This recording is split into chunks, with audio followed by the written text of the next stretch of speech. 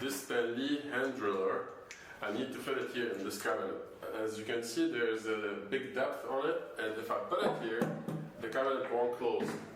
So how do we solve that? Well, check the video out.